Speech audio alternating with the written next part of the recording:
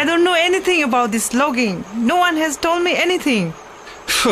We don't have to tell you anything. This is not your land, and we are allowed to be here. Do you have papers which say you own this land? I think we need to educate you about what we now know about our rights. We are not ignorant, and we will not tolerate being pushed around. We have lived here for generations, and we can prove this.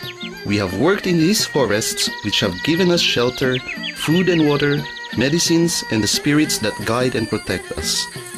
We have our own language, laws, and ways of doing things. We are recognized as Indigenous peoples, and Indigenous peoples have rights. Our way of life does no damage or leave a lasting mark on the land as your cities do, and we should be respected for that. But I've got permission from the government. We have protection that is greater than a single government. There is a UN Declaration on the Rights of Indigenous Peoples, which is recognized throughout the world. Yes, as Indigenous peoples, we have rights to our lands, territories, and resources. This is our fundamental right, as our life, culture, and identity are dependent on our land. Leave and come back when you wish to do things properly and show respect for who we are.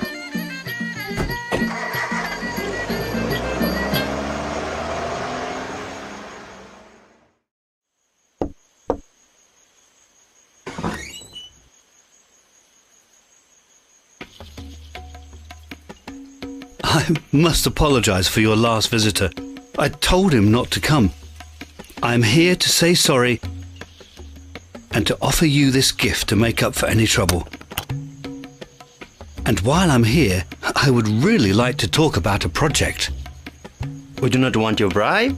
Whatever you give to us will be less than our cooperation is worth. It is an insult. If you have a project that affects us, or the land that we have the rights to, you must simply talk straight. We can work together using free, prior, and informed consent, which we will explain to you. This is not a privilege. It is simply there to ensure that we are treated with respect. It is in our power to say yes or no.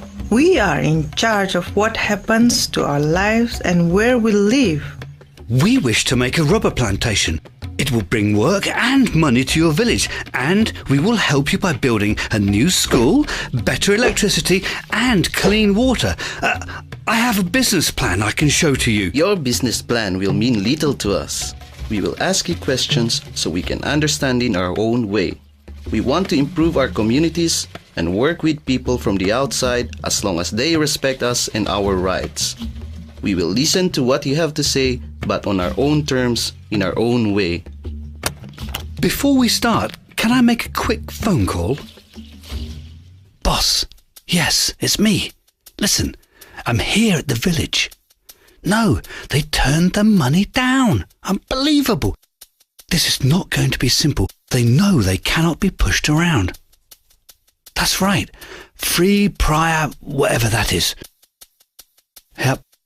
Those days have gone. Okay, I'll keep you posted. Bye.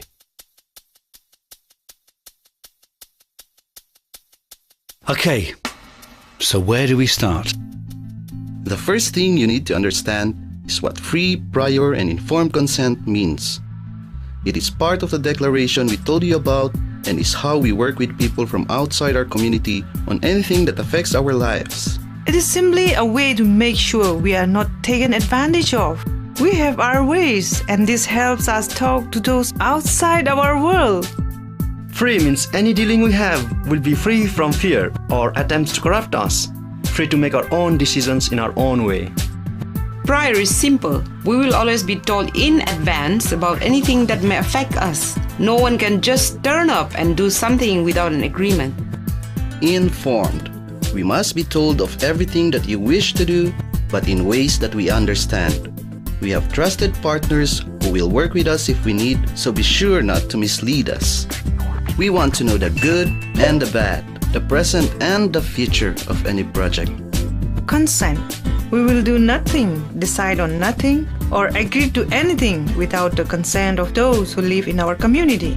Your plans will only be allowed on our land if we as a community give our consent for it to happen. If we say no, then that decision should be respected. Think carefully about how you want to change the land we love, about the benefits and problems it may bring before talking to us. You should also learn about who we are. Someone wanted to build on land that is very sacred to our community. They did not bother to ask or find out about us. It did not take very long for us to say no to their project. Respect for people is a valuable and important thing. It is the basis of the way we live. We respect the forest, the world we live in, and each other. You stole it! I found it eating all my corn. It's mine now. Stop.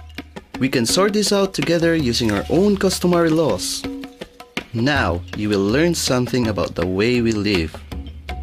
His buffalo broke through the fence and ate the food I was growing for my family. I didn't do it on purpose. It doesn't mean you can keep my buffalo. We will make a decision here and now that will be fair for you both. Niran, you're responsible for looking after your buffalo, but you let it eat grass and scrubs and damage the fence. Raise your hands, those who agree with what was just said. So, it is agreed. You will return the buffalo, and you will provide food for the family to replace what was eaten. You will also repair the damage to the fence. I think you should take them to the police to sort this out. No need, we have sorted out the problem. You can't just take the law into your own hands. The state decides. Before states were formed, we already governed ourselves. We already had laws and ways of living that look after the interests and welfare of our people. These are the customary laws we live by. These rights are confirmed within the Declaration, our rights to self-government for internal and local affairs. I can see that I'm not ready to talk to you about our project.